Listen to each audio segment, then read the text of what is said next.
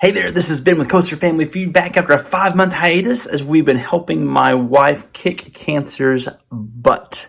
And so we're back. We'll have our video from the first trip to Six Flags over Texas in 5 months come out shortly. But right now we're talking about all the changes going on in Six Flags in general, from passes and all these things. It's been a crazy flurry of 5 months.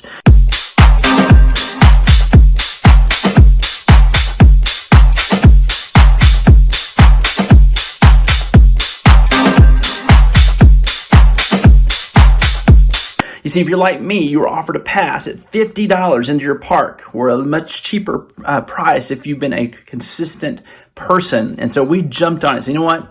I know we only get to go to 2 parks, our park and Hurricane Harbor, but we've been traveling so much. This is what we're going to do this year. Save some money. Prices are going up. We're going to save some money and do this. So we jumped on it. Well, then after that, they got rid of memberships. What? Got rid of memberships? We were going to do that next year. Then they got rid of the dining plan. What? We were eating all the time at Six Flags with the dining plan. And then they got in some new passes. What? They just don't even match up with what we had before. How do I compare? Should I upgrade? Will they even upgrade me? I don't know. And then suddenly, whoa, they changed things again. What? I don't understand. They've been changing so much so fast with their new staffing, getting rid of staff that so many people really appreciated and loved. But we did make a visit to Six Flags over Texas. We'll tell you about that here in just a few moments. But let's start out by looking at the passes that are currently available. You can get a one-day ticket for $35. If you're going to go more than once, it's not a great deal. But then you look down here, they have the 2022 Thrill Seeker Pass for $90.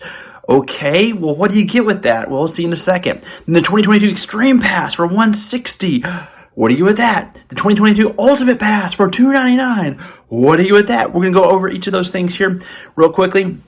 I do want to point out the Summer Pass, horrible deal at most places. For $70, you only get in through Labor Day. That means no Christmas. That means no Fright Fest or Hallowfest, whatever they're going to call it this year. If they even do it, who knows with current staff and things, who knows what's going to happen. But that's a bad deal at most parks. Check it out. Because at Six Flags over Texas, it's only $20 cheaper than Thrill Seeker Pass. They get you into those other times, but it also does not come with parking, and parking is $45. I think they're trying to trick people into thinking that's a good deal or a good idea. Don't fall into that. Free parking does not come with that pass at Six Flags over Texas. So be sure to be aware of those things. Now let's take a look at each of the passes and what you get from each of these things along the way. The Thrill Seeker Pass, you get unlimited visits to just Texas, Six Flags over Texas and Hurricane Harbor. There are blackout days for Hurricane Harbor. Be careful. And during Fright Fest, watch out. Check out those dates. They could change. I don't know. You do get parking with this pass. That's one reason you want to get that over the Summer Pass. You get some special rates for friends, but no one really knows what those are. We've had tons of questions on Reddit about that. Haven't been able to get good answers.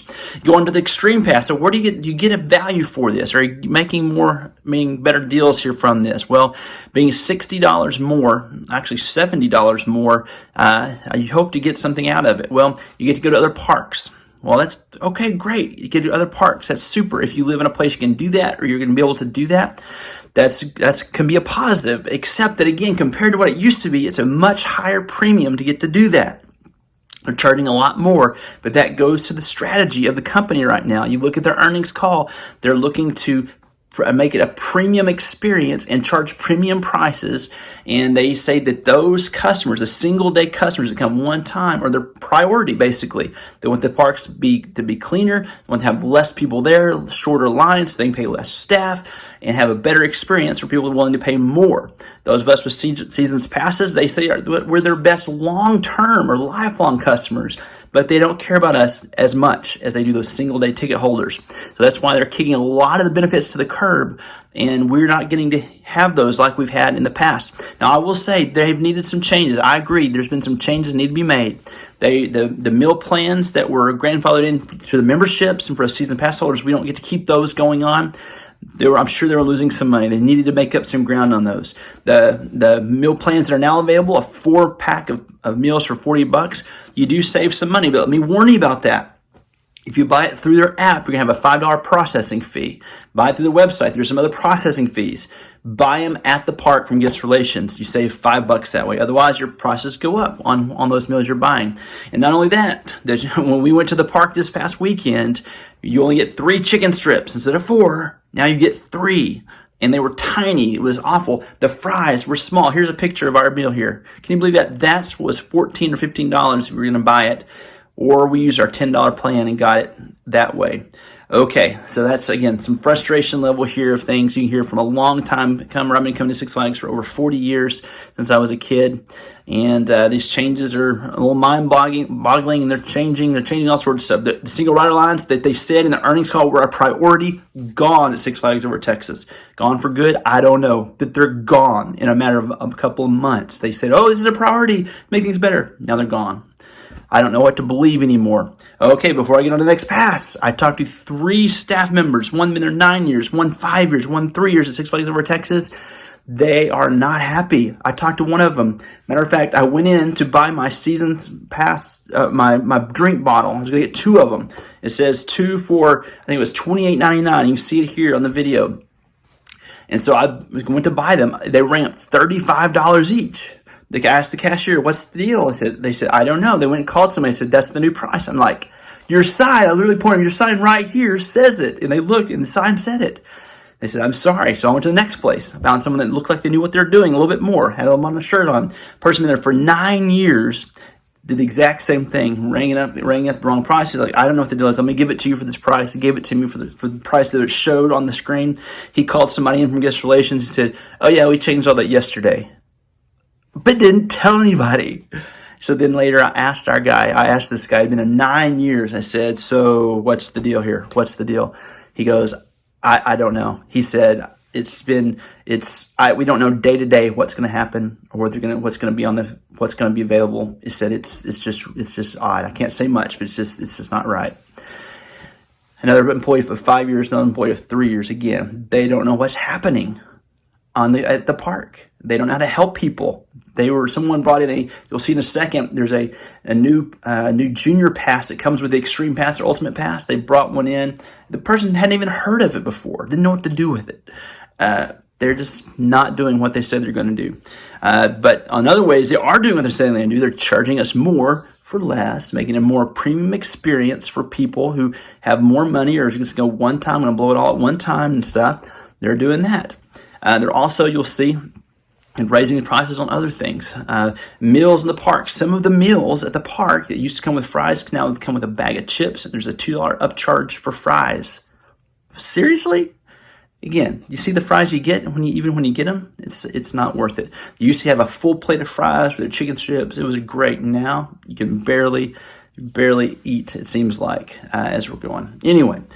Wow, I just went off. Sorry about that. We go on to the Extreme Pass. On the Extreme Pass, you get unlimited visits to both parks, Six Flags Hurricane Harbor, Six Flags Over Texas, no blockout dates. You get parking with it. There are, I think, there's food and merchandise discounts, 25% on food and 35% on merchandise. But even 35%, you have to spend $100, to save $35. And so we're comparing that to how much more you're paying than for the Thrill Seeker Pass. Is it worth it? I just don't know. Really, it's got to be worth it if you have someone under 42 inches and get the free junior passes. That's a benefit. That's the benefit. Of course, my family, we're all bigger than that. The specialty discount tickets, again, we don't know how much those really are. I haven't been able to see what that is.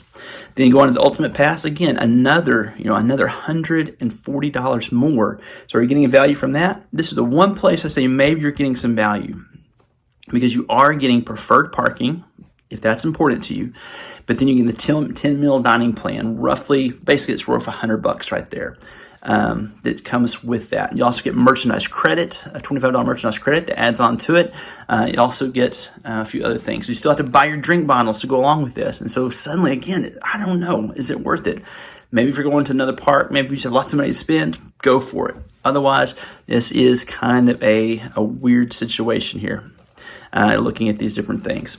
So those are the passes. Those are things that are going on. And again, if you look at the quarterly earnings call from Six Flags talking about their priorities, it's the premiumization of the experience and of the guest, getting the fewer guests to spend a lot more money. And I'm not a big fan of that. Again, having someone that goes as much as we try to go often, it makes it a lot harder. Now we'll have to spend extra money every time for food. And again, I understand that concept, and I appreciate at least finding a way to get a discount. That helps out. But now traveling to other parks, again, suddenly it's more expensive. I have to pony up a lot more money just to get to go to the other parks. I have to pony up another $60 a person to be able to go to some of the other parks. Now, when I go to the other parks, I'm usually glad to spend more money. But if I have to spend more just to get in, I'm not going to spend that at the park. I'm going to eat before I come, eat after we leave, maybe one quick meal while we're there. Merchandise, sorry, I'm not going to spend it on merchandise anymore because I had to pay it to get into the park and get there now with gas prices going up. So anyway, this is some frustrating things for me as we look at these different things across the board. They said in their earnings call, they're wanting to improve the guest experience with 6 ways to do it. They're accomplishing some of those ways, but they're getting rid of some of those ways as well.